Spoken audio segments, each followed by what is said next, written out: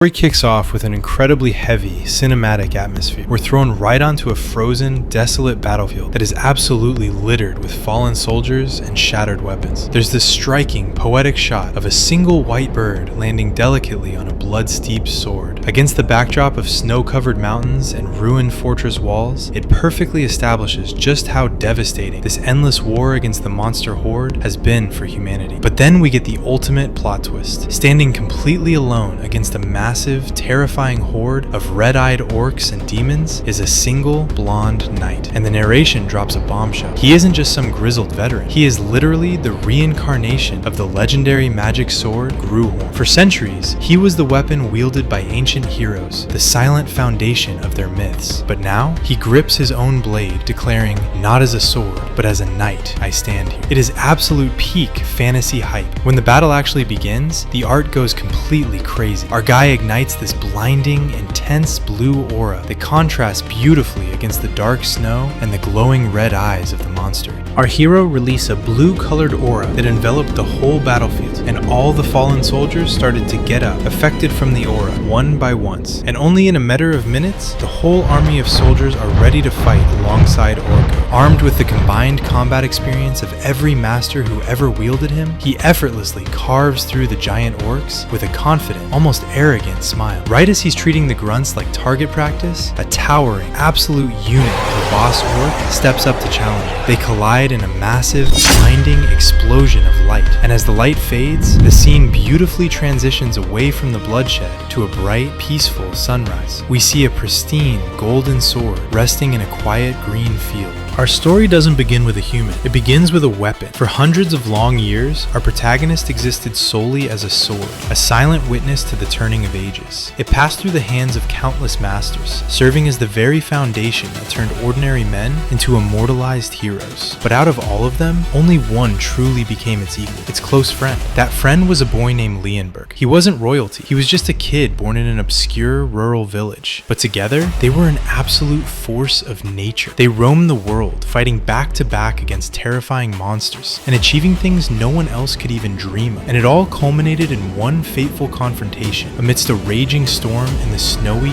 White Frost Mountains. Standing in their way was a massive, terrifying black dragon. Leonberg was gripping the sword tight. He was exhausted, battered, but his face was filled with pure determination. The dragon emerged from the snow, gathering immense, destructive energy in its jaws for a deadly strike. But Leonberg didn't flinch. A brilliant blue aura erupted from the sword, wrapping around it. With a defiant smile, Leonberg called the sword his friend, inviting it to launch one final, decisive attack together. They charged. The sword delivered a devastating direct blow, and Leonberg leaped into the air for the finishing strike. They actually did it. They defeated the great dragon. That victory changed everything. Leonberg went on to become the ruler of an entire nation. As for the sword, it was officially christened Gruhorn, gaining legendary fame as the ultimate dragon slayer. After a long, peaceful slumber, Gruhorn is violently jolted awake. Someone is literally shaking the sacred relic like it's a toy. The sword's consciousness flares up, furious. Who is this incredibly rude person, daring to disturb its rest? It looks out and sees a young, angry-looking man shouting at the top of his lungs, declaring that he is the new sword master. The guards are panicking, calling him Prince. One brave knight even steps up, begging the boy to put the sacred relic back, reminding him that only His Majesty the King is allowed to touch it. The prince's response? He literally attacks the knight, arrogantly screaming that there is nothing in this country he isn't allowed to touch. The sword looks at this kid and feels nothing but disdain. It decides to use its special appraisal authority to check this brat's identity. The results are incredibly depressing. The boy is Prince Adrian Leonberg. Yes, he is technically a direct descendant of the sword's great friend, but he is also a fat, lazy, violently arrogant boy with absolutely zero talent. The sword is deeply incensed. How could the bloodline of the great sword saint produce someone with such pathetic abilities? Prince Adrian is barely strong enough to even lift the heavy blade, let alone swing it. Yet, his face is twisted with greedy determination. The sword is internally roasting him, thinking, why would I ever lend my power to a ridiculous pig like you? But Adrian doesn't care. He hoists the blade high, screaming for the great dragon slayer to grant him its power. He starts waving it around wildly, shouting Gruhorn The attendees are in absolute terror, begging him to stop, reminding him that drawing weapons in the palace is strictly forbidden. Adrian just threatens them with death, convinced that he's about to become a living god. He swings the massive sword with all his might, and then suddenly stops. A look of pure, blank confusion washes over his face. In the middle of his chaotic, random swinging, the clumsy prince has literally managed to stab himself. The maids gasp in horror. Adrian collapses to the marble floor, bleeding profusely as the royal guards rush in, screaming his name and desperately calling for the royal physician. The sword is totally baffled, but before it can process what just happened, its vision starts to fade. For the first time in its immortal history, the legendary sword Gruhorn is blacking out. When consciousness finally returns, things are different. The horrifying truth sets in. The original Prince Adrian is dead, and the sword's consciousness has completely taken over his body, and the palace is already buzzing with rumors.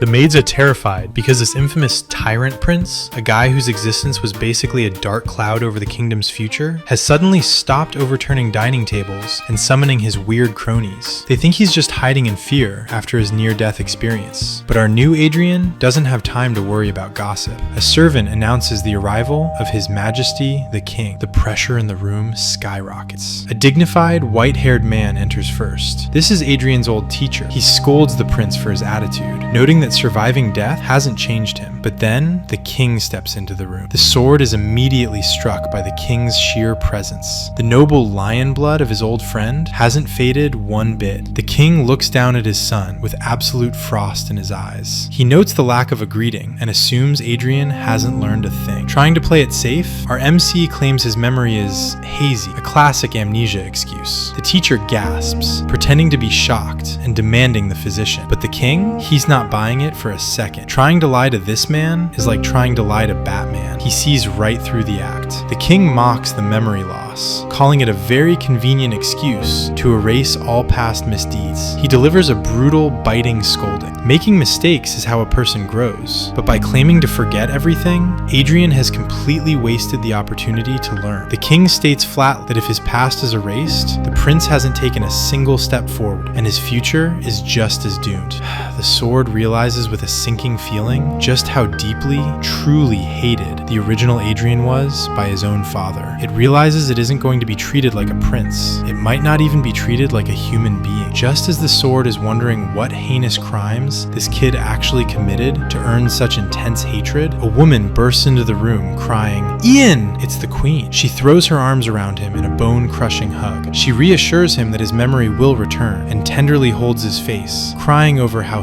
thin his beautiful face has become. The sword is completely stunned, internally screaming, "What thinness are you talking about? I'm built like a tavern barrel." But seeing the queen's genuine, tearful relief, it hits him. Her care is a massive, heavy burden, because the son she is so happy to see awake is already gone forever. Night finally falls, and the queen leaves the room. As the door clicks shut, the sword, now trapped inside Prince Adrian's body, lets out a massive sigh of relief. Left alone in the quiet dark, he really has a moment to reflect on his bizarre fate. His oldest, dearest friend had entrusted him to protect this royal bloodline, and what did he do? He accidentally caused the death of one of those descendants. Even if it was an accident, the guilt is heavy. So he makes a vow. Since things have reached this point, he is going to live a good life, not just for himself, but to honor the dead boy. It doesn't matter if this new body is overweight, lazy, and completely devoid of talent. He has centuries of experience raising legendary heroes. He just needs to rebuild his strength from scratch. Step 1. Refining the mana heart. He sits on the bed in a meditative lotus position, closes his eyes, and begins concentrating. A faint, glowing blue aura starts to form around him. He's got this. But suddenly, everything goes wrong. The mana isn't pooling, it's wildly dissipating. This flabby human body literally cannot absorb it. He pushes harder, exerting all his willpower, but the energy violently explodes around him. He collapses to the floor, screaming in despair and agony. If he were still a sword, he could just force the mana in, but this weak physical structure is completely rejecting it. While he's lying Standing there cursing his new human form, a maid tentatively steps into the room. She's carrying a bowl of dark, bitter-smelling tonic sent by the queen. The maid looks terrified, practically begging him to drink it and hoping he won't angrily throw the bowl against the wall like the old Adrian used to do. But our MC isn't paying attention to her fear. He is staring intently at the bowl. He can actually see it. The drink contains traces of pure mana energy. Without a single second of hesitation, he grabs the bowl and chugs the entire bitter concoction in one go. The maid is absolutely stunned. He calmly sets the bowl down and politely orders her to leave. The second the door shuts, he tries again. He begins gathering the tiny bit of mana he just ingested from the drink. It works! The energy actually responds to him, but it's a microscopic amount. It'll fade in a day. So what does he do? Over the next few days, he constantly summons the maids, downing bowl after bowl of the bitter tonic until he finally stockpiles enough mana. The time has come. With overwhelming joy, he begins the process of forging his mana heart. He's guided countless heroes through this exact process. He could literally do it with his eyes closed. Bam! An intense, completely unexpected wave of sheer agony rips through his chest. Suddenly, the memories come flooding back. He remembers the horrifying screams of his former students. He remembers watching their bodies practically burn and their chests nearly explode when they forged their hearts. The forgotten truth hits him like a freight train. Creating a mana heart is supposed to be agonizing. He just never felt it before because he was made of metal. It's like using the Kaioken in Dragon Ball Z. It completely shreds a human body, but he refuses to lose consciousness. If he passes out now, the mana will flow in reverse and literally destroy him. Fighting through the tear-inducing pain, he slowly and carefully guides the raging mana into the correct path. Slowly. Done. The new heart forms and settles into his chest. He falls to his knees, completely exhausted but victorious. For the first time in his existence, he isn't making a heart for someone else. This is his heart. He shouts out in happiness, but the surprises aren't over. Suddenly, a glowing status window pops up right in front of his face, exactly like a video game UI or the system messages he used to send his old masters. Mana heart created. Connection to the source restored. The system warns him that the connection is weak and unstable, meaning most of his old godly powers are locked. However, it grants him limited use of the third eye and third ear. He rushes to the window to test it out. His vision is crystal clear. He focuses his hearing, and he can perfectly hear the maids whispering all the way down the hall. And then a sharp, splitting migraine hits him. A new system message pops up. Mana exhausted. Powers forcibly terminated. He holds his dizzy head. Extremely limited use really meant extremely limited. He's lost his absolute 360-degree sword senses. Right now, his mana pool is basically a thimble, but he doesn't despair. He just needs to train. First things first, his stomach growls violently. He needs to adapt to being human. Fast forward a few days. The queen visits him again, absolutely thrilled that he's been taking his medicine. But this time, she isn't alone. Standing beside her is a tall, imposing man, her brother, Adrian's uncle. The tension in the room instantly spikes. The queen explains that Adrian has lost his memory and begs her brother to help him recover.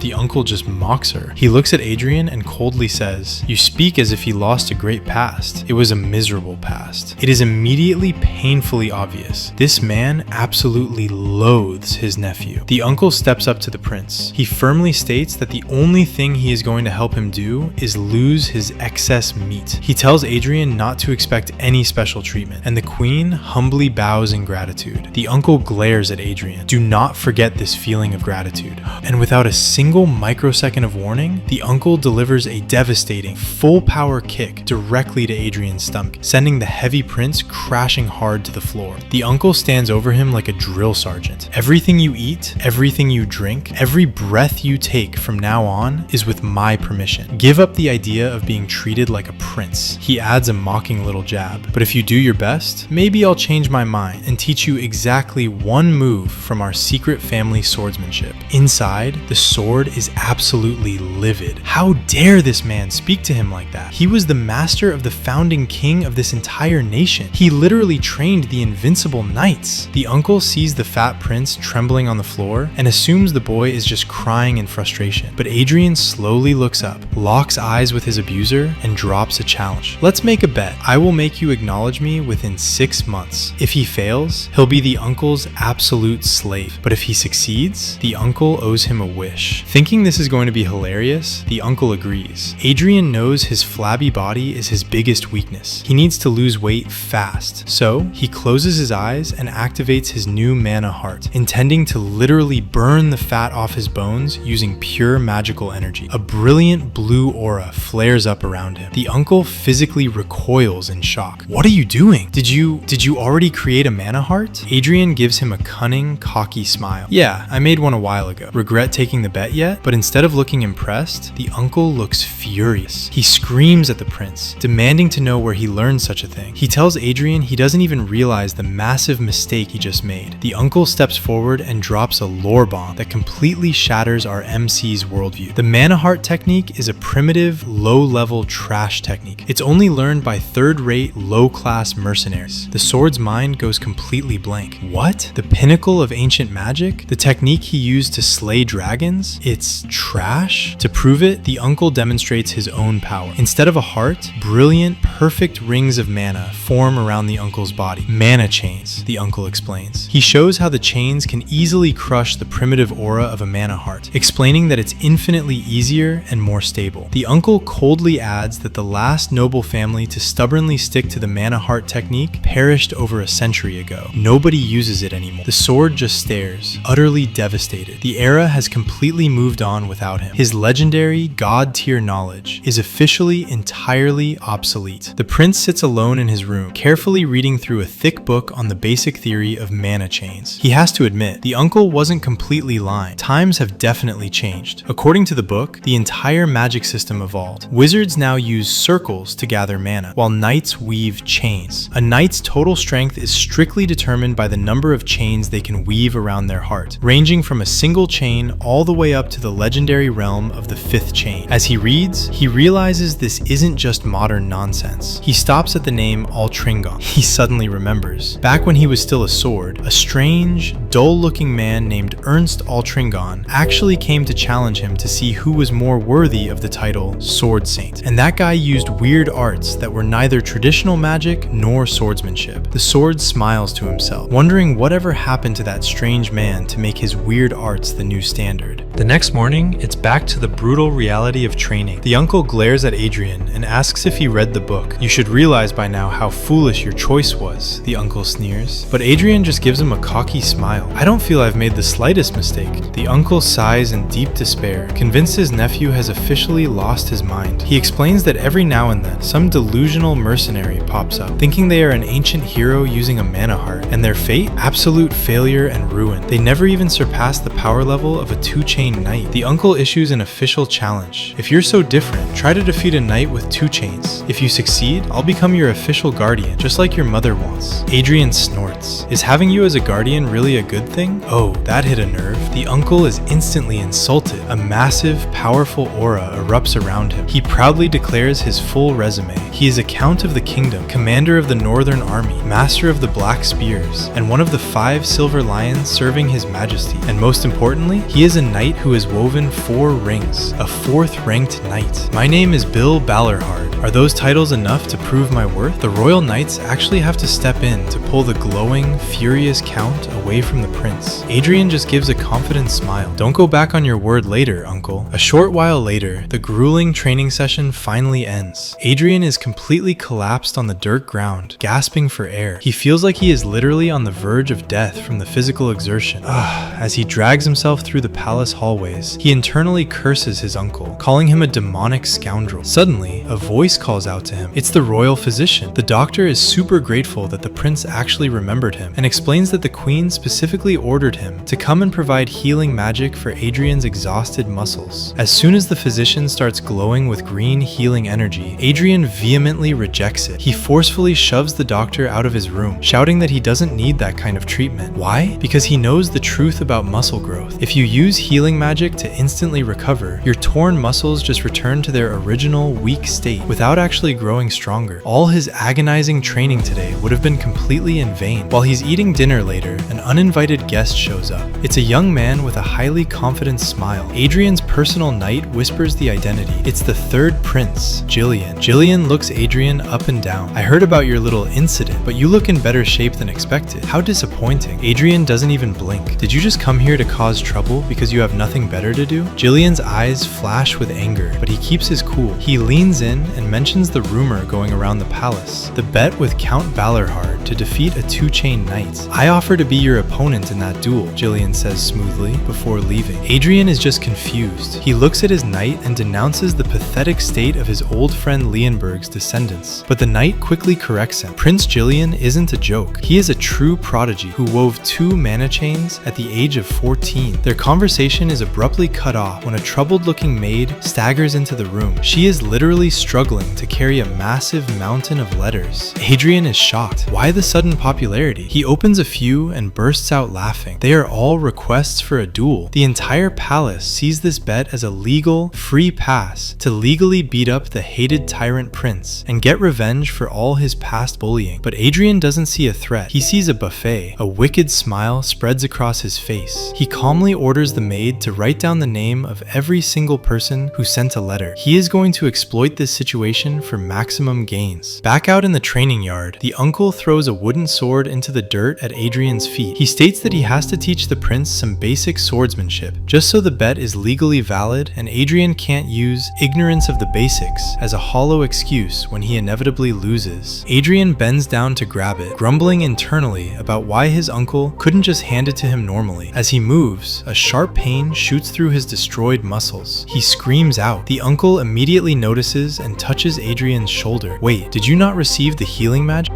Adrian looks at him. As a knight, you should know the consequences of that. Healing magic stops muscles from tearing and growing.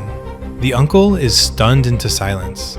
He actually respects that decision, but he quickly dismisses the topic and tells Adrian to watch closely, because he is only going to demonstrate this once. A massive mana aura surrounds the count as he executes the kingdom's foundational training sword technique.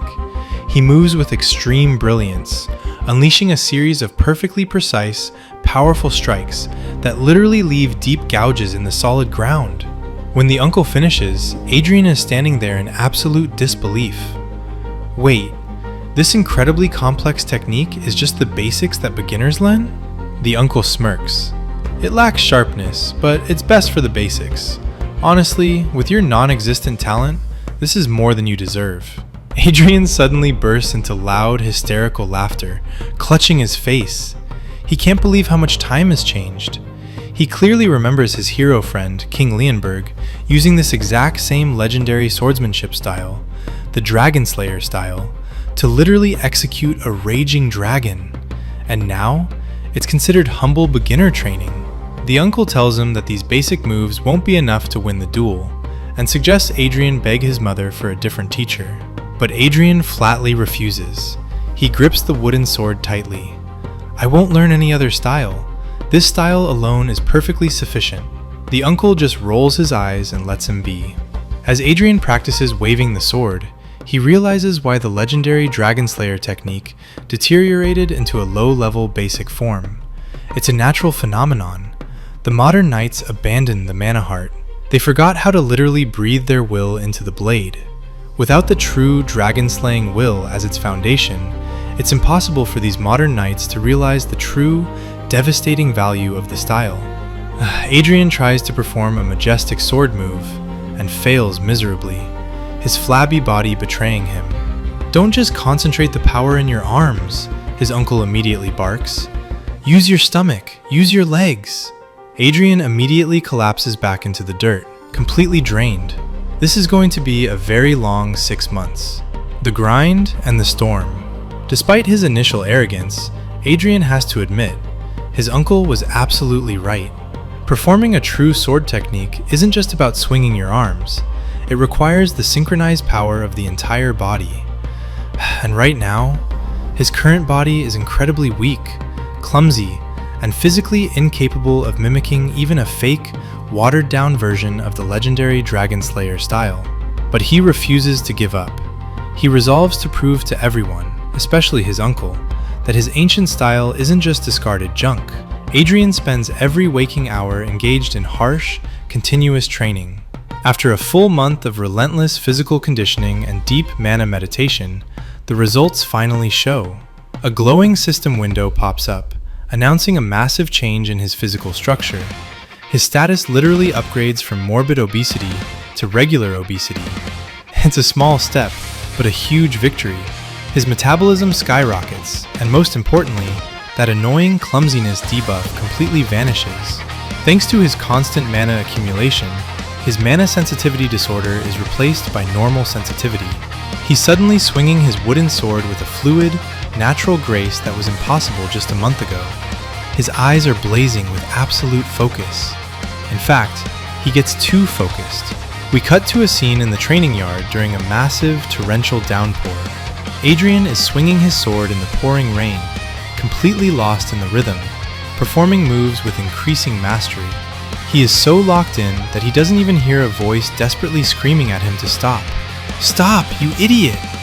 Suddenly, Adrian is violently yanked backward. It's his uncle, looking absolutely furious. Adrian stands there in shock, his hands literally bleeding onto the wet, muddy ground from the sheer friction of his violent training. Then he looks past his uncle. Crack! The wooden training pole he was just striking is suddenly obliterated by a massive, blinding lightning strike. Smoke and sparks hiss in the rain. His uncle violently shakes him, screaming that if he had been holding a real metal sword instead of a wooden one, that lightning would have instantly killed him. Adrian just stares at his bleeding hands. A system message pings. New trait acquired, supernatural focus. Adrian lets out a breathless, weak chuckle, realizing that if he enters that state again, he might actually die. And with that, he completely blacks out. The epiphany. He wakes up later in his soft bed, clutching his pounding head. He severely underestimated the limits of this fragile human body. Lying there, he reflects on his past. As the legendary sword Gruhorn, he achieved every possible feat. He served countless heroes, from unknown warriors to mercenary kings to the very founder of this kingdom. He led wars and guided legends, but he was always just a third party, just an observer in someone else's story. That is exactly why he is immersing himself in this agonizing training. For the very first time in his existence, he is actually feeling the burn of his muscles, the sweat on his brow, and the sheer joy of exerting effort. The fruits of this labor belong entirely to him, but he realizes he needs to find a balance between his ancient, unyielding spirit and his fragile human limits, or he will literally destroy himself. A few days later, he finally hits a milestone. His mana heart has expanded enough to level up. His body's endurance increases, and a fierce, determined look crosses his face. He grabs a real steel sword from the rack to test his new limits. Rank reached, Sword Apprentice. As he swings the blade, a beautiful, faint blue aura directly coats the steel. He looks at his own reflection in the glowing metal. He finally has enough power to actually use the basics in real combat. The hit list. Later in the training yard, the uncle is complaining. Rumors about Adrian's bet to defeat a two-chain knight are spreading through the kingdom like wildfire, and it's becoming a massive headache for the count. He tells Adrian they need to hurry up and find a training partner. Adrian just smiles confidently. He already knows exactly who his final opponent will be, his prodigy younger brother, Prince Jillian. But he isn't stupid. He knows he can't fight a two-chain genius right out of the gate, so he plans to use all those angry nobles who sent him duel requests as stepping stones. He's going to fight the one-chain knights first. His personal knight, Kars, hands over the compiled list of challengers, but he looks incredibly worried. Kars warns him that these nobles deeply despise the prince. Under the guise of a friendly duel, they will absolutely try to cripple or kill him. Adrian just laughs it off. I know, that's exactly why I need my uncle to act as the official referee. He casually slings his sword over his shoulder. I'm not asking for much, just make sure nobody dies. Can you do that, uncle? The first duel. The day of the first duel arrives. Enter Taylor Talheim, the second son of a baron family. And oh man, Taylor is holding a massive grudge. A few years ago, the original Adrian publicly humiliated Taylor's father and brother at a royal banquet, calling them filthy peasants and making their family the laughingstock of the nobles. Taylor is here for one thing, pure, unadulterated revenge. Taylor steps into the yard, giving a stiff, formal greeting, introducing himself as a trainee knight with one chain. Adrian leans on his sword, looking completely bored. Why all the formality for a simple training match? Besides, you look way too weak to be a real knight. Taylor's face turns red. He's about to absolutely explode until a firm, commanding voice echoes across the yard. Count Balorhard steps forward. Taylor instantly freezes. He is standing in front of the legendary Northern Commander. All of his anger evaporates into fanboy awe, and he bows deeply, saying it is the honor of a lifetime to meet the Count. Adrian rolls his eyes. Geez, you'd think my uncle was the actual prince here. The uncle ignores the sass and orders both combatants to take their positions. The match officially begins. Taylor instantly activates his blazing blue mana chain aura. He rushes forward, screaming a warning before leaping high into the air to deliver a devastating downward strike. Adrian doesn't even flinch. He stands perfectly still. Time seems to slow down as he watches Taylor's approach. With his supernatural experience, he notices a dozen completely unnecessary, wasted movements in the boy's form. With a casual flick of his wrist, Adrian parries the massive blow with terrifying ease. Taylor is physically thrown backward by the sheer force of the parry. He stumbles in the dirt, completely bewildered. His brain short circuits. How? How did a primitive mana heart just effortlessly repel his advanced mana chain? It should be physically impossible. Adrian smiles mockingly. Maybe it's because your chain is merely a single ring? Honestly, that felt like nothing more than a slight sting.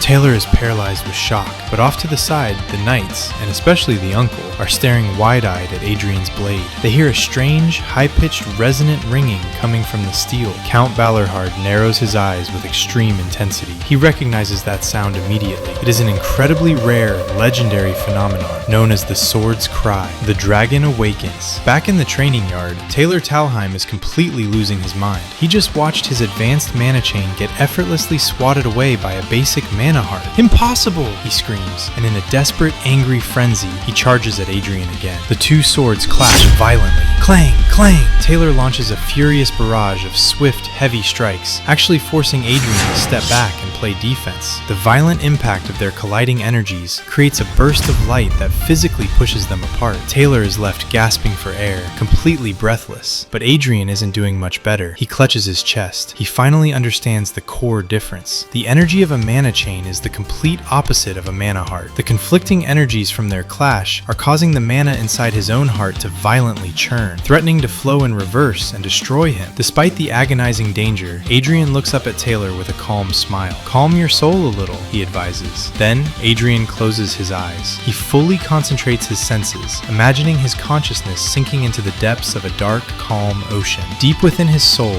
he reaches out to his past. He issues a call to awaken his true, latent power, the power of the sword. He summons the essence of his soul, manifesting it in the form of a massive, roaring, great dragon. As his internal hand touches that power, system messages flood his vision. The mana heart has accepted an immense will. The dormant will of the Dragon Slayer has awakened. A terrifying, violently powerful red aura erupts around the prince. This isn't just basic mana anymore. This is the embodiment of his most active memory as a weapon. This is the essence of a heart refined for one single purpose: slaying dragons. When Adrian opens his eyes, they are glowing a piercing, deep crimson. He is completely enveloped in the red dragon aura. Taylor watches this transformation in absolute horror, his whole body trembling at the sheer, suffocating pressure of this terrifying power. On the sidelines, Count Balerhard's eyes go wide. "Stop!" he screams at the top of his lungs. "Stop immediately!" But Adrian, his eyes glowing red and radiating pure killing intent, ignores the order. He raises his sword, preparing to deliver a devastating,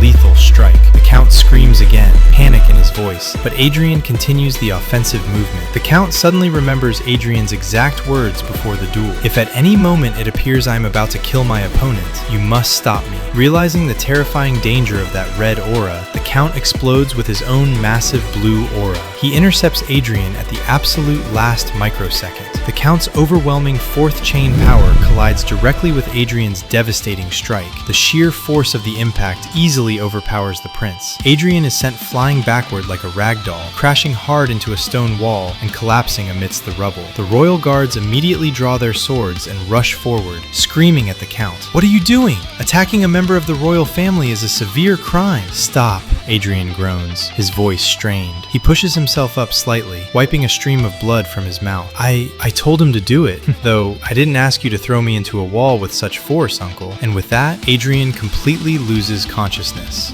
The aftermath and the uncle's respect. Later, Adrian wakes up in his bed. He immediately checks his internal energy and gasps in shock. His mana heart is covered in hairline fractures. The sheer force of the Count's blow almost completely shattered it. He realizes just how massive the gap in power is between a one-chain knight and his uncle, but he smiles. There is no permanent damage, and he technically won the duel. "What are you smiling about?" Adrian jumps. Count Balerhard is standing in the room, looking furious. He angrily angrily scolds Adrian for using such a corrupt, ominous, and violent technique. "I never taught you such a cursed style." Adrian looks his uncle in the eye. "I remained faithful to the essence of the blade." The Count internally scoffs, thinking that anyone who talks about the essence of the blade has never been in a real fight. But the Count pauses. He realizes exactly what that red essence actually was. It was pure, unadulterated killing intent. The Count's angry expression softens into a slight smirk. He doesn't preach about noble sword mastery or honor. Instead, he speaks as a veteran. "I am not a knight, boy. I am a soldier. I follow a path that is not necessarily righteous, but a path that leads to victory." He acknowledges that killing intent is a crude, disturbing style, but it is a genuine truth in the world of combat. But the Count's face grows serious. "Your sword is excessively powerful, but if that bloodlust grows too great, it will blind you to friend and foe alike." Adrian smiles cleverly. "That is exactly why I asked you to stop me, to fix this flaw." The Count accepts the challenge. He agrees to keep refereeing the matches, strictly to see if his nephew can conquer his inner demon, or if he will be devoured by it. The rumor mill. For 3 grueling days, Adrian continues to duel Taylor Talheim. Finally, the training sessions end. Adrian looks at the exhausted Taylor and actually praises him. Enduring a blade charged with unrestrained, draconic killing intent for 3 straight days is absolute torture. "It must be frustrating that you couldn't defeat me even once," Adrian teases gently. Taylor stammers, confused by the sudden shift in tone. Adrian waves over a maid, who brings forward an ornate wooden box. Adrian hands it to Taylor. He apologizes for the unforgivable insults he hurled at Taylor's family in the past. Inside the box is a formal letter of apology and a stuffed teddy bear. As Taylor leaves, shouting his thanks, Adrian thinks to himself, he isn't obligated to clean up the dead prince's messes, but he believes in paying a fair price, and he needs these rumors handled. And oh, the kingdom is buzzing with rumors. Everyone expected the arrogant prince to be publicly humiliated and beaten to a pulp in these duels. They waited for the scandal, but days pass and nothing happens. Instead, something bizarre occurs. The nobles who dueled Adrian actually start defending him. They publicly state that the prince isn't as bad as the rumors claim, and that they had honorable matches. The high society is completely confused. The nobles assume the royal palace must be using its power to forcibly silence the prince's opponents. When Adrian hears this, he slams his fist on a table. He runs out and starts shouting at everyone, claiming his opponents are only staying quiet because they are deeply embarrassed that they lost to him. He calls the nobles helpless and useless. His uncle steps up behind him and smirks. "You are the last person who has the right to talk about being helpless." But the truth is hilarious. Adrian was actually threatening his defeated opponents, forcing them to spread rumors of his victory. He thought it would make him look strong, but instead, it backfired entirely. The new rumor is that he threatened them to falsify the duel results. Realizing he can't control the gossip mill, Adrian gives up on PR entirely and goes back to focusing purely on his brutal training. The final challenger. Eventually, the training rounds come to an end. Adrian is drenched in sweat, having tirelessly refined his movements. He turns to his knight, Kars, and asks how many opponents are left on the list. Kars smiles. Today's opponent is the absolute last. He explains that the other trainees are too terrified to challenge him now, but the final opponent? She is different. She is a true female knight who didn't just learn her family's martial arts, but actually joined a professional knight squad to refine her skills. We cut to the palace gates. The guards are staring in absolute awe at the woman walking through. She is wearing armor engraved with the emblem of the Iron Lion Squad. Her name is Erin Kieran. She is famously known by titles like the Flower on the Cliff and the Rose with Thorns. It's said she breaks the hearts of all men. The guards are stunned by her breathtaking beauty, wondering why someone so elite and gorgeous would come here alone. They mutter among themselves, guessing that the first prince must have incredible influence to attract her attention. The Flower on the Cliff. As Erin Kieran walks confidently toward the training yard, the palace guards are whispering excitedly among themselves. The Iron Lion Squad she belongs to is arguably the strongest, most prestigious knight squad in the entire kingdom. And Erin isn't just a trainee, she is a prodigy, whose official membership is basically already confirmed. The guards are practically placing bets, buzzing about how amazing it would be if this beautiful, elite knight publicly humiliated the hated prince. Up in the yard, Adrian watches her approach. He is genuinely puzzled. Why would a knight with such obvious high-tier talent seek out a duel with him? He leans over to his personal knight, Kars. Why is she here? Kars nervously clears his throat and mentions that there was a slight misunderstanding between the prince and Aaron in the past. Adrian immediately assumes his past self started a stupid fight. He waves over a trembling maid and demands to know what the old Adrian did. The maid hesitantly squeaks out that the prince had gravely insulted Aaron. Adrian rubs his temples, absolutely furious at the sheer stupidity of the body's previous owner. Suddenly, a murky memory flashes in his mind. He sees the old fat prince approaching Aaron with a sleazy smirk, arrogant and entitled. The old Adrian actually offered her the honor of becoming his personal private maid, but Aaron, cold as ice, flatly refused him. She reminded the bloated prince that the Royal Knight Squads are not his personal property. In the memory, the old Adrian throws a massive tantrum, screaming at her and calling her an ugly thing in front of everyone. Coming back to the present, our reincarnated Adrian is just baffled. He looks at Aaron's breathtaking features. Ugly? It was physically impossible for anyone with working eyes to look at Aaron Kieran and call her ugly. It was just the pathetic lashing out of a rejected, corrupt scoundrel. Aaron steps up and gives a stiff, perfectly executed bow. "You haven't changed at all, Your Highness," she says, her voice dripping with subtle disdain. Adrian just smiles internally. If only you knew. He has changed so drastically that his very soul is different, but he knows he can't say that. He accepts that this entire hostile situation is the unavoidable karma of his past actions. The duel begins. Make way! Count Balarhard arrives to referee. The moment he sees Aaron, his eyes widen in recognition. Aaron steps forward and formally introduces herself as a trainee of the Iron Lions. The Count completely ignores his own nephew. He leans in and speaks directly to Aaron. "Be careful," he warns her seriously. "The prince's sword is extremely poisonous." "Hey!" Adrian shouts, throwing his arms up. "Isn't the referee supposed to be unbiased?" The Count ignores the complaint and barks the order for them to take their positions. The duel officially begins. Adrian smiles, intending to calmly test the skills of this famous prodigy. But Aaron doesn't hold back. She instantly erupts in a blazing blue aura and launches a lightning-fast, lethal attack. Clash. Adrian's eyes widen. He watches her footwork and blade trajectory with his ancient, expert eye. She is brilliant. He casually parries the strike, but the sheer force of her attack is heavy. As their swords lock in a violent barrage of precise strikes, Adrian feels that agonizing pain again. His mana heart is churning, desperately trying to flow in reverse against her conflicting mana chain energy. Despite her fierce, relentless assault, Adrian realizes she is slowly being drawn into his rhythm. He decides it's time to end the warm-up. A violent, suffocating red aura explodes around Adrian. Aaron's face goes pale. She can physically feel the immense, terrifying pressure radiating off of him. Their swords collide again, but this time, there is a massive explosion of red energy. The sheer kinetic force sends Aaron skidding backward through the dirt. She struggles to keep her balance, her mind racing. What kind of monstrous sword technique is this? Adrian smirks. He realizes that not all one-chain knights are created equal. Aaron is leagues above the scum he fought before. Suddenly, Adrian's vision flashes. A highly detailed, glowing window pops up right next to Aaron's head. It lists her stats, her hidden talents, and multiple personality traits. Adrian literally spits in the dirt, amazed. He knows the rules of his old judgment skill. He can only see the full stats of someone who is either weaker than him or exactly equal in strength. "All right," Adrian announces, pointing his glowing red blade at her. "The real duel starts now." He rushes her. The fight devolves into an absolute war of attrition. They clash tirelessly, tearing up the courtyard until the sun physically begins to set. Both of them are bruised, battered, and gasping for air. "Stop!"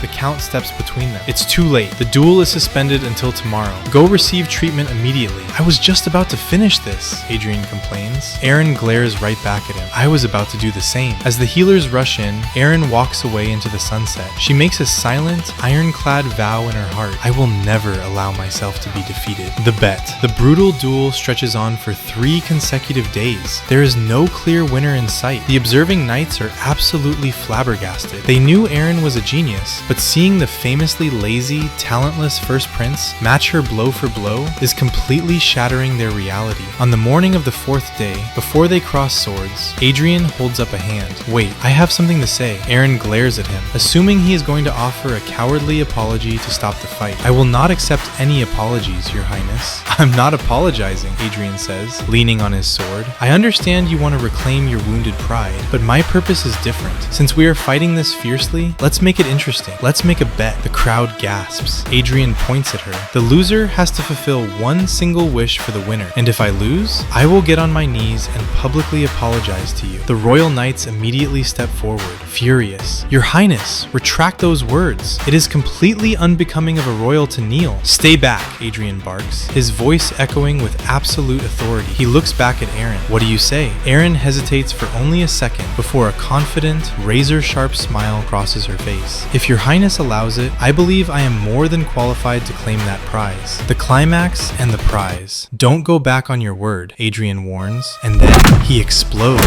Adrian unleashes an immense, terrifying level of power that he hadn't shown in the previous 3 days. His eyes glow a blinding red. A massive, suffocating, ominous aura erupts, and for a split second, the terrifying, spectral image of a giant red dragon manifests in the air behind him. Aaron is completely stunned by his sudden, explosive speed. He was holding back this entire time. Adrian launches a devastating, crushing series of heavy attacks. Aaron's perfect defenses completely shatter under the overwhelming weight of his blows.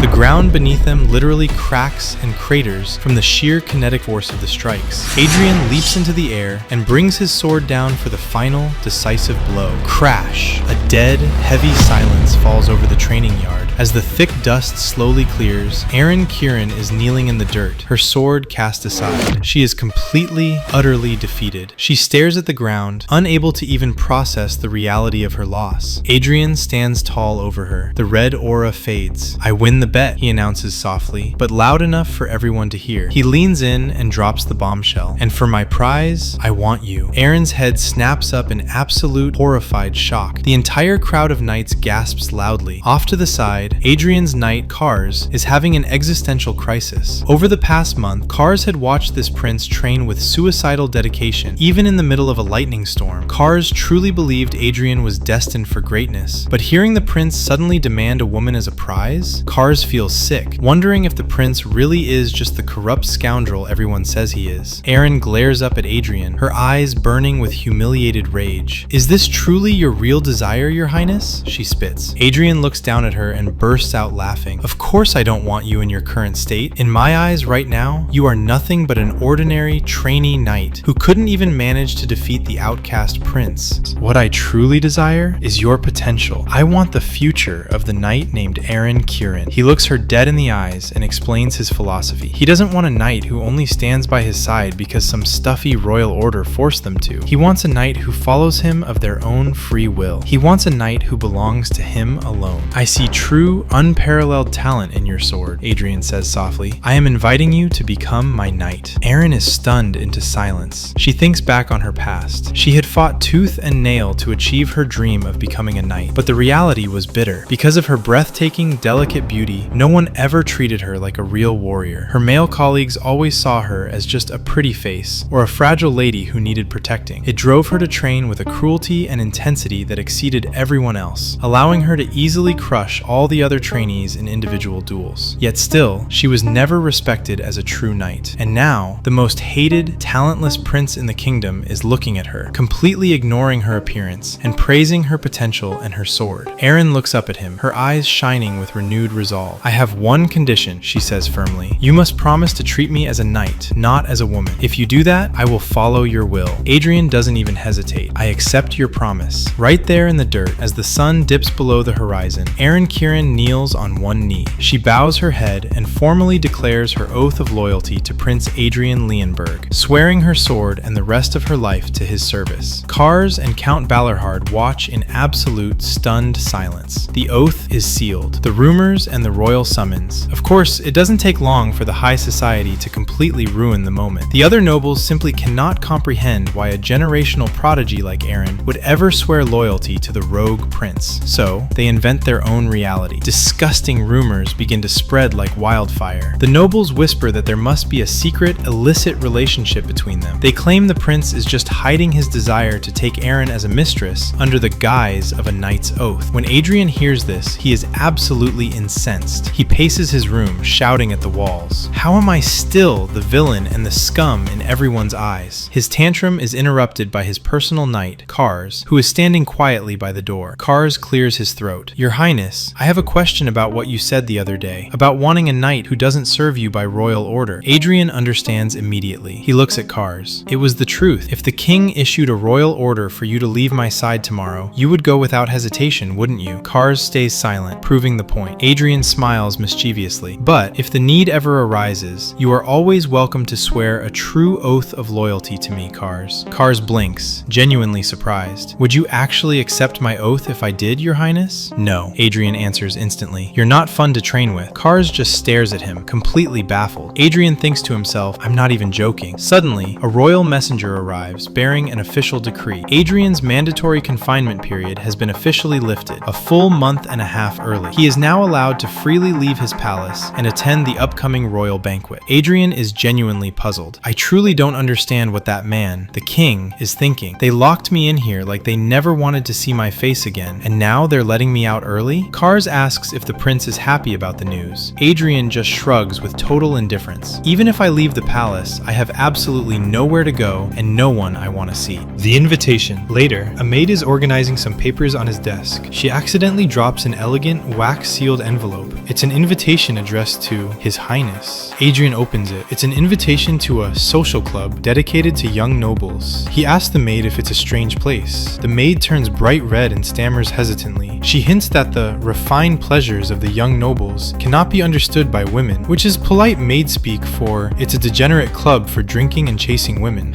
Adrian rolls his eyes. He has zero interest in the old prince's sleazy hobbies. He's about to toss the invitation into the fire, planning to use training as an excuse not to go. But then, his eyes catch the sender's name at the bottom of the card, Bernardo of the Eli family. Adrian freezes. The Eli family. That is the exact same family his uncle mentioned. The family that stubbornly stuck to the ancient mana heart technique and supposedly fell to ruin a century ago. Adrian's mind is made up instantly. Prepare the carriage, he orders the maid. He has to go. He desperately hopes that the descendants of his old technique aren't in a completely miserable state. Adrian summons the royal tailor to design new clothes for the upcoming banquet. The tailor takes one look at the prince and his jaw practically hits the floor. Adrian has lost a massive amount of weight. His measurements have decreased by more than half. He is no longer the bloated, morbidly obese pig he used to be. Adrian orders a simple, elegant black outfit with very few decorations. When the tailor asks about measuring him for the actual royal banquet attire, Adrian just gives a cocky smile. Wait a bit before starting on that one. My measurements will definitely change again by then. Ghosts of the past. A few days later, Adrian is riding in his luxurious carriage toward the social club. He sighs heavily, leaning his head against the window. Being a prince is exhausting. The restrictive clothes, the bumpy carriage, the constant guards. It's unbearable. As he grumbles, his eyes drift to the maid sitting quietly across from him. He notices a jagged, ugly old scar on her neck. The maid catches him staring and immediately bows her head, terrified. I was the one at fault, Your Highness. What happened was something I deserved to be scolded for. Adrian realizes with a sinking feeling that this is just another dark, distorted legacy of the old prince's violent cruelty. He looks at the terrified girl. Despite seeing her every day for months, he realizes he doesn't even know her name. What is your name? He asks gently. Adelia, Your Highness. Adelia Byron. Adrian's eyes snap wide open. Byron? That name triggers a massive, ancient memory from his time as a sword. He remembers a time long before kingdoms or cities existed, a time when weak humans were easy prey, constantly slaughtered and looted by terrifying monsters and other races. But then, the saviors appeared, the 5 heroes. They fought a long, apocalyptic war to make humans the dominant race. And among those 5 heroes was a great, unstoppable warrior who wielded him. She was known as the Iron-Blooded Sword Marchioness. Her real name? Agnes Byron. Adrian remembers being held in Agnes's hands as she boldly charged a horde of massive giants. With a single, devastating swing, she decapitated Ida, the king of the giants, ending their reign of terror forever. He remembers Agnes standing victoriously over the giant's massive corpse, screaming in raw, furious hatred, calling them savage scoundrels who only knew how to loot and destroy. The memory fades. Adrian looks back at the timid, scarred maid sitting across from him. How could the direct descendant of the legendary, giant-slaying heroine Agnes Byron end up as a miserable, abused servant? Before he can ask, Cars knocks on the carriage door. "We have arrived, Your Highness." Adrian steps out, but looks back at Adelia. "We are going to speak later," he tells her, leaving the poor girl in a state of absolute anxiety. The degenerate heir. As Adrian steps up to the social club, a young man with striking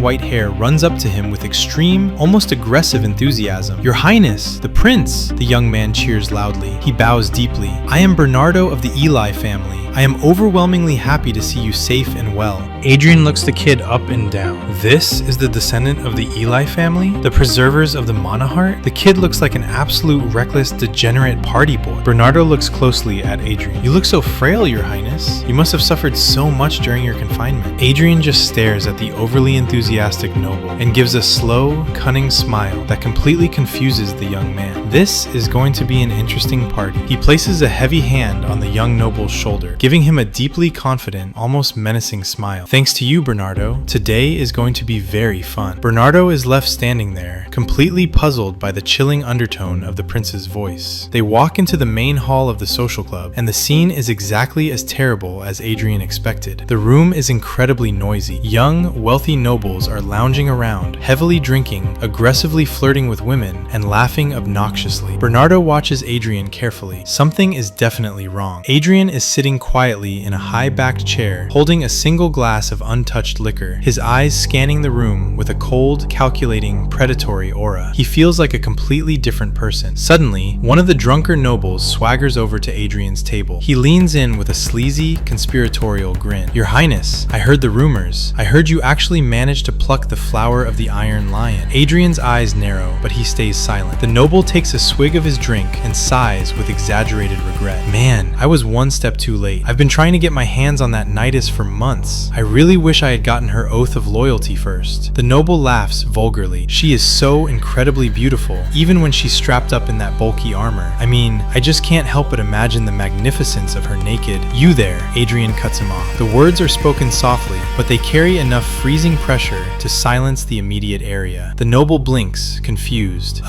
Yes, Your Highness?" Adrian looks at him with dead, shark-like eyes. "Do you have a younger brother or sister at home?" The noble shifts uncomfortably, completely thrown off by the random question. Yes, Your Highness. I have a younger brother. Why?" A terrifying, chilling smile spreads across Adrian's face. "That is very fortunate." Bam! Without a single microsecond of warning, Adrian launches out of his chair and delivers a devastating, full-power punch directly into the noble's face. The sickening crack of breaking bone echoes through the hall. The noble is instantly knocked off his feet, collapsing hard onto the marble floor as blood explodes from his shattered nose. The women in the hall immediately start screaming in absolute terror. Total chaos erupts. The music stops, glasses shatter, and Bernardo falls backward, trembling in shock. Adrian steps forward, looming over the bleeding, groaning noble. He looks down with absolute glacial coldness. "It is very fortunate," Adrian whispers chillingly, "because your family's lineage will not be cut off." Crack! Adrian delivers a violent, brutal kick straight into the noble's ribs. The man howls in agony, increasing the panic in the room. Adrian stands over the broken man, his voice echoing through the dead silent, terrified hall. "From now on, your younger brother will be the family heir." The noble tries to crawl away, crying and begging to know why he is being attacked. Adrian grabs him by the collar of his expensive shirt and hauls him halfway off the floor. "Listen to me very well," Adrian hisses, his tone dripping with ancient, draconic authority. "I can tolerate the idea of being seen as a scoundrel, but I will never tolerate being treated as one." The other nobles in the room are paralyzed. They have absolutely no idea what his cryptic words mean. All they know is that the prince has completely snapped. Seeing that the bloody noble still looks confused, Adrian decides the lesson hasn't quite landed yet. He rains down another violent,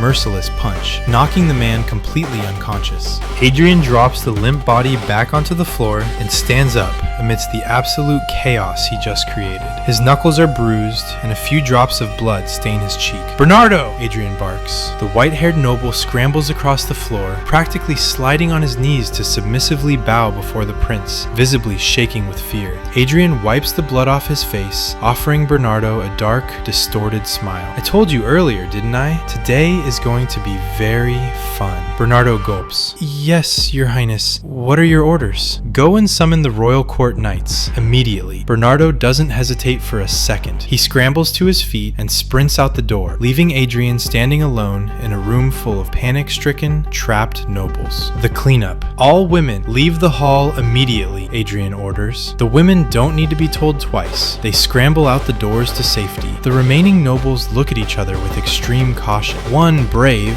or incredibly stupid, noble tries to quietly slip out the door alongside the women. Adrian's voice cuts through the room like a whip. "I said only women leave." He turns to the noble trying to escape and flashes a mocking, dangerous smile. "You can leave if you want to, but if you step through that door, you will leave this place as a woman." The noble lets out a pathetic squeak of terror, remembering the bloody, unconscious man on the floor, and immediately scurries back into the room. Adrian slowly walks through the room, glaring at the terrified aristocrats. He scolds them with ancient fury. "You show not the slightest degree of respect. Not a single one of you knelt when the Prince of the Kingdom walked into the room. You didn't stop at mocking me to my face. You dared to openly insult my knight." Just then, the heavy, armored footsteps of the royal court knights echo into the hall. They take one look at the bloody scene and stand at attention. Adrian looks at the knight captain. "Tell me, captain, what charges can be filed in a case like this?" The knight captain answers loudly, ensuring every noble hears it. "Your Highness, since they have openly belittled a member of the royal family, that constitutes a direct insult to the crown. Daring to undermine the crown's authority is considered high treason." The nobles collectively go pale. High treason is a death sentence. "Very well," the captain says, drawing his sword. "Which of these men do you wish to be subdued, your highness?" Adrian looks around the room, making eye contact with every single terrified noble. He answers with a sharp, glacial calmness. "All of them." The king's audience. Later that evening, Adrian is summoned directly to the throne room. King Leonberg is sitting high above, looking down at his son with absolute freezing coldness. "You caused a massive stir the second your confinement ended," the king scolds him harshly. 14 young men from noble families have been dragged away in chains. You directed every possible charge at them, from insulting the royal family to high treason. The king leans forward, his voice heavy with political weight. "Do you realize the magnitude of your deed? Yes, by royal authority, they must be punished, but you cannot simply ignore the massive political backlash of angering 14 powerful noble families at once." Adrian doesn't flinch. He actually smiles mockingly at his father. "Are you really worried about their family's reactions, father?" Adrian steps forward. Those young men were the absolute dregs of the social club. They are outcasts within their own families, hopeless failures and degenerate scoundrels. Their continued existence brings nothing but shame to their houses. Adrian leans in. "I suggest you send letters to their estates, but don't address them to the fathers. Send them to the siblings of the scoundrels I imprisoned. They are the ones who can handle these internal family problems better than anyone else." The king is completely silenced. He realizes his supposedly idiotic son just executed a brilliant, ruthless political purge that actually benefits the crown. Finding no flaw in the logic, the king orders everyone to leave. As Adrian walks out of the throne room, he smirks to himself. He actually managed to shut the old man up. The mad descendant. Later, Adrian is back in his private quarters. He is sitting across from the scarred maid, Adelia Byron. She is absolutely terrified, openly weeping and shaking, terrified of what the tyrant prince might do to her. He looks at her and reflects on the tragedy of the Byron family. Their glorious world-saving history was completely erased. Their incomparable martial arts were severed and lost. The towering pride of the iron-blooded sword marchioness vanished without a single trace. Curious, Adrian activates his authority of judgment to look at her stats. The glowing window pops up, and Adrian's jaw drops. Adelia Byron possesses first-class talent in swordsmanship and high mana sensitivity. She is a literal prodigy. But then he looks looks at her traits, and his brain short circuits. They are incredibly bizarre and entirely contradictory.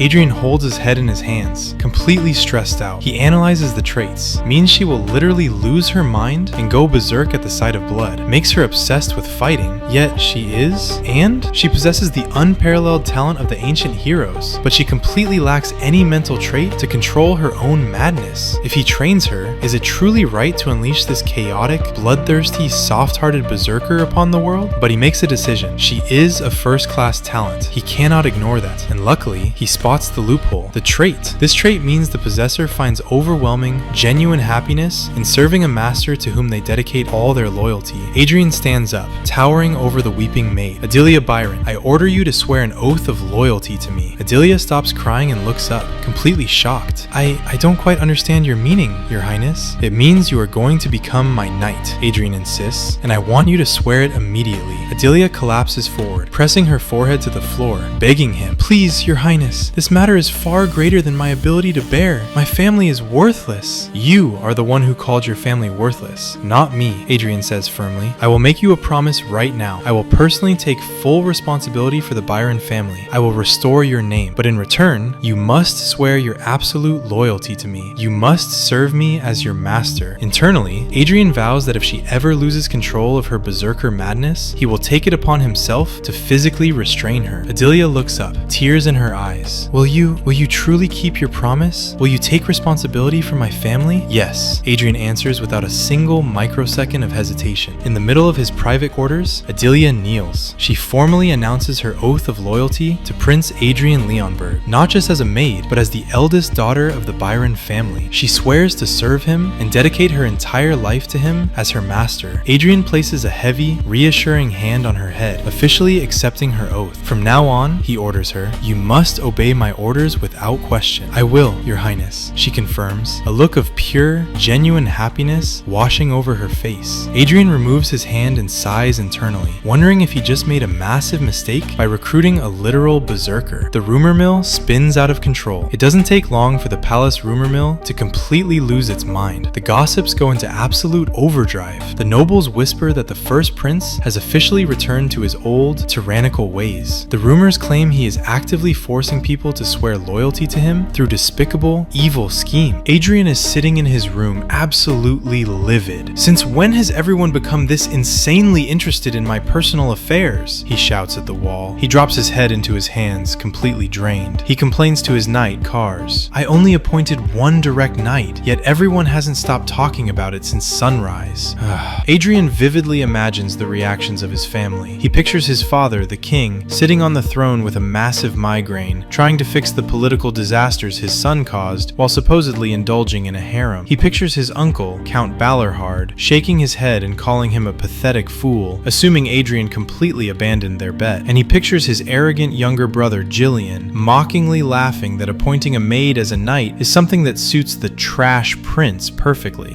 Why do these rumors spread with such insane speed? Adrian wonders aloud. Suddenly, a maid cracks open the door. Your Highness, the Queen has arrived. Adrian practically explodes. Are you kidding me? He deeply resents this completely unwanted visit. The Queen sweeps into the room, looking absolutely heartbroken. She confronts him, expressing her deep disappointment. I truly believed you had turned over a new leaf, Adrian, but it seems you intend to return to your shameful old ways. But then, the Queen pauses. She mutters to herself that maybe this scandalous situation is actually for the best. Adrian blinks. I don't understand your meaning, Mother. The Queen's face suddenly lights up with terrifying enthusiasm. Marriage! Marriage and stability will finally put an end to your reckless behavior. I have made a decision. This time, I will personally take it upon myself to find a suitable wife for you. Just trust me. Adrian is completely stunned into silence by his mother's sheer insistence. He just stares at the wall as she leaves, feeling like he no longer understands anything that is happening around him. The inheritance of the Sword Queen. Later that evening, Adelia is sitting nervously in front of him. Your Highness, she asks hesitantly, does my oath of loyalty mean I will now possess what is called mana? Adrian smiles. Yes, but you will possess a very, very special type of it. Adrian closes his eyes and holds out his hands. He begins gathering pure, glowing blue mana energy between his palms. The world has completely forgotten the Sword Queen, Adrian explains softly, his voice echoing with ancient reverence. But I have forgotten nothing. I haven't forgotten forgotten the traces she left behind. I haven't forgotten the way the sword used to dance between her fingertips, and I have never forgotten the sound of her heart, a heart that beat with pure heroism and courage. Adrian pushes his hands forward, physically transferring that condensed, ancient energy directly into Adelia's chest. System messages instantly flood Adrian's vision. Mana discovered within target. Mana implantation process successful. Energy stabilized. Adelia's eyes suddenly flash with power. Mana heart successfully created. Adelia looks down at her hands. A beautiful, radiant golden aura is swirling around her entire body. She is in a state of absolute awe. Is this truly mana? That was the method of refining the mana heart, Adrian says, his voice suddenly incredibly weak. Practice it whenever you have the chance. Without warning, Adrian slumps forward, completely drained. Adelia rushes forward, her face full of concern. Your Highness, are you all right? Adrian is mentally reeling. How did I reach the point of total physical exhaustion just from forming one single mana heart? I'm just a little tired, he reassures her. Adelia looks at him with tears in her eyes. How could you exert all this effort for a humble person like me? Forget it, just leave, Adrian orders. But Adelia doesn't leave. She stands up, looks at him with a strange, incredibly intense gaze, and bows deeply. I will serve you with all my loyalty for the rest of my life, Master. Adrian smiles weakly. I'm glad you remember who your master is, but internally, he is terrified he might actually forget how dangerous she is. A few days pass. Kars enters Adrian's room to deliver an update on the social club incident. The royal guard is currently holding the white-haired noble, Bernardo of the Eli family, in protective custody as the primary witness before the trial. Kars reassures Adrian that members of the royal family never have to stand on the witness stand, so he won't have to attend. Adrian feels relieved, but mutters that holding a full trial is a massive exaggeration. Adrian turns his attention to Adelia, who is quietly polishing a silver cup nearby. How is your condition recently? Adelia blinks. My condition, Your Highness? Your mana heart, has it stabilized? Yes, Master. Good, Adrian says, standing up. Set aside that cleaning cloth. You are a knight now. Change your clothes and meet me at the training ground. You are joining my training. Out in the training yard, Adrian is doing some light warm-up stretches. What do you think you're doing? Adrian turns around. It's his uncle, Count Balerhard, marching toward him looking furious. The Count points a thick finger across the yard. I don't mean you, I mean her. Adrian looks over. Adelia is currently running laps around the dirt arena, completely decked out in heavy knight armor.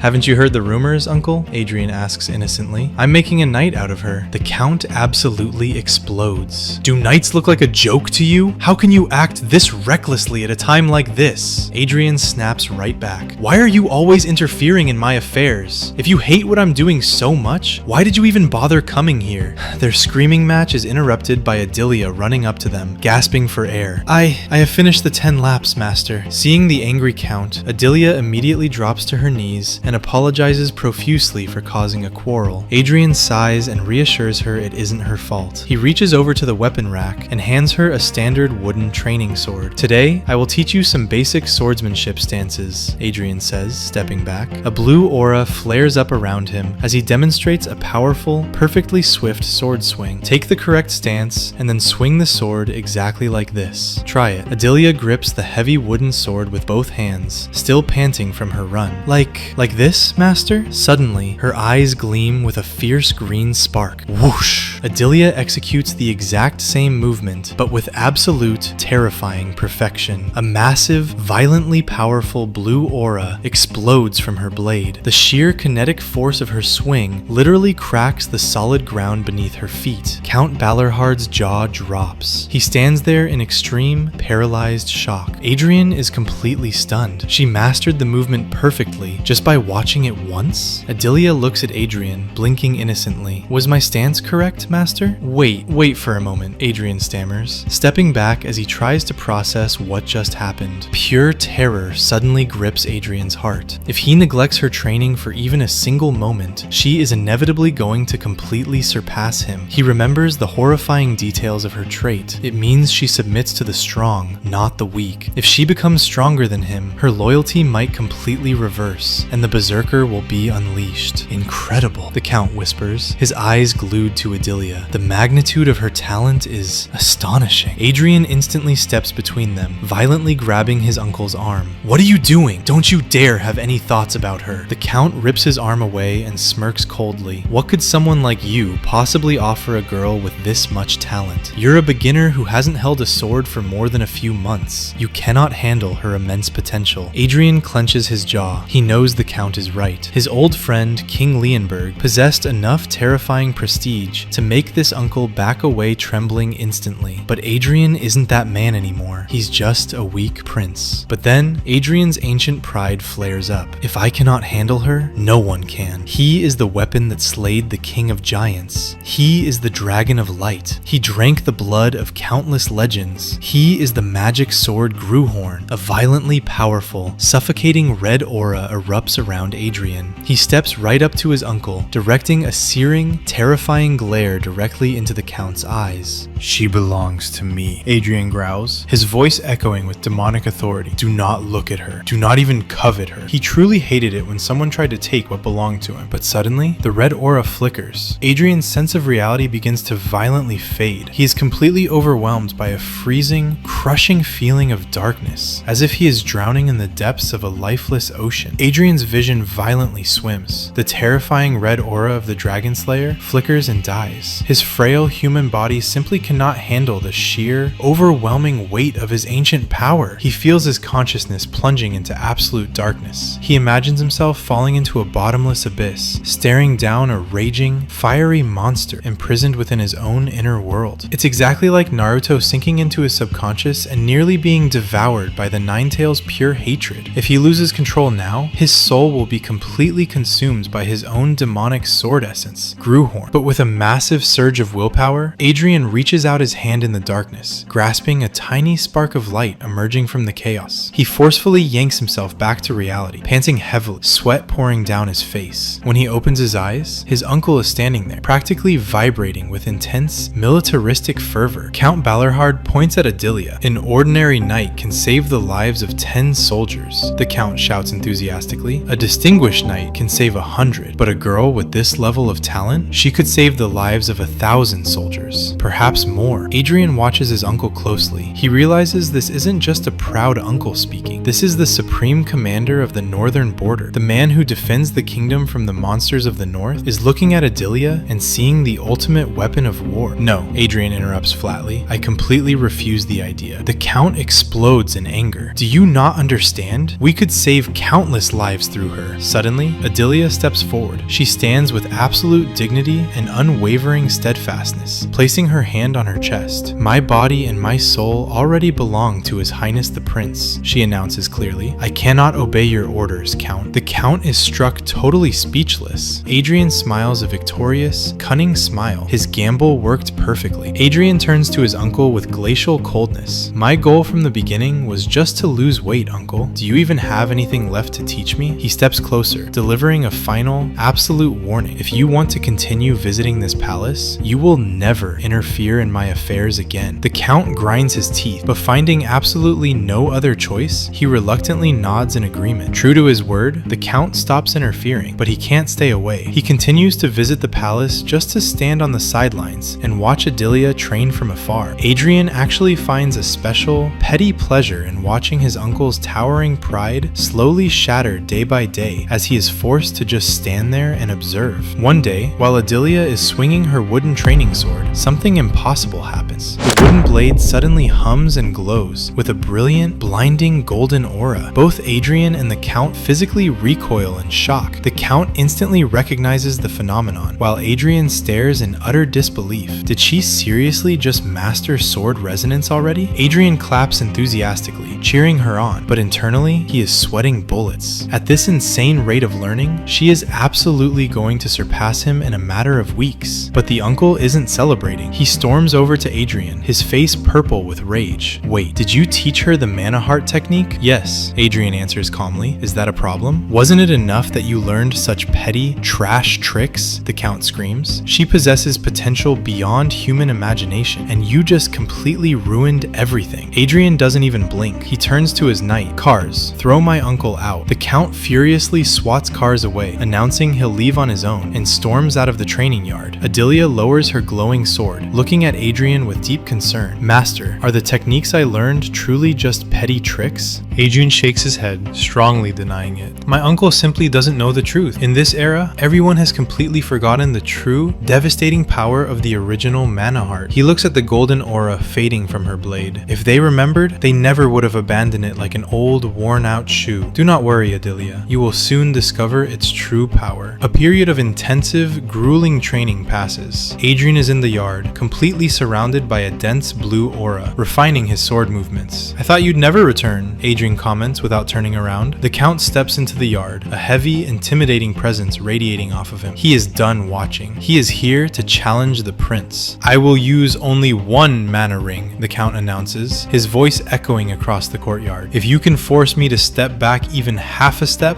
I will acknowledge your worth. Adrian lowers his sword. And the prize for winning the bet? If you win, I will fulfill literally any wish you ask for. I will even teach you the deepest fighting secrets of our family. A cunning, wicked smile spreads across Adrian's face. That isn't what I want, but I will settle for it for now. Boom! Adrian rushes forward with all his might. He targets the Count's neck with a blindingly fast strike, but the Count is a veteran. He dodges the attack brilliantly, completely unfazed. Your blade is still as fierce as ever, nephew, he comments smoothly. Adrian doesn't stop. He launches a barrage of powerful, violent strikes, his face overflowing with pure determination and defiance. The two swords collide in a rapid, heavy clash. But no matter how hard Adrian swings, the Count dodges or parries with insulting ease. Surrounded by a terrifying blue aura, the Count looks at the struggling prince and smirks. Is this really all you have?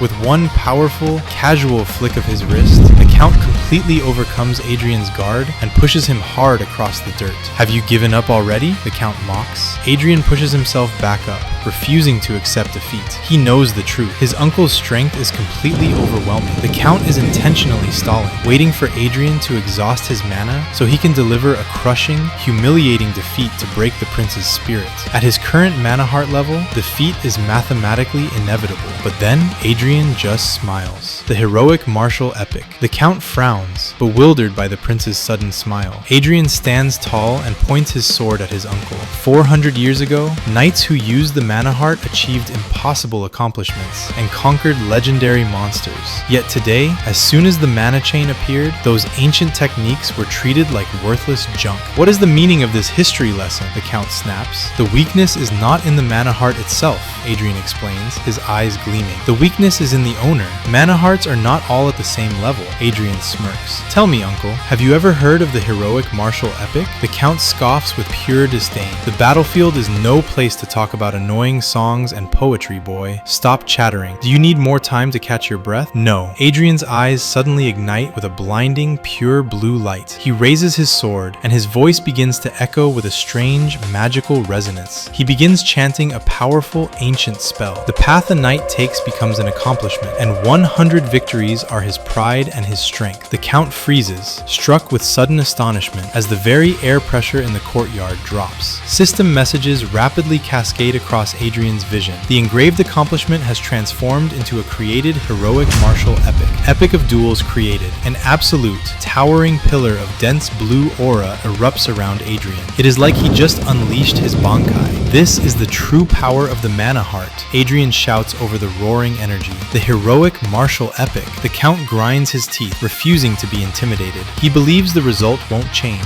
A mana chain will always cause a mana heart to flow in reverse. They clash again. Clang! Just as the Count predicted, the mana chain energy violently crashes into Adrian's sword, instantly causing the prince's mana to flow in reverse. Adrian grunts in agonizing pain, but he doesn't stop fighting. He pushes harder. Is the power of a soul stained with pain, Adrian roars. His aura ignites with unprecedented, explosive strength. Now that appearance is somewhat suitable, the Count admits, bracing his sword. The two swords collide with a shockwave that shatters the training yard, but this time, Adrian's blade doesn't bounce off. The clash continues in a high-speed blur of violent strikes, and for the first time, the first prince shows clear, overwhelming superiority. Under the crushing weight of Adrian's epic-infused strikes, the invincible commander of the north is actually forced to retreat. Adrian stands gasping, fighting for every breath as he tries to regain his balance. Despite his clear superiority in the clash, he realizes with a start that his uncle has held out for a surprisingly long time. I told you, Uncle, Adrian says through gritted teeth. Mana hearts are not all the same. Arrogant brat,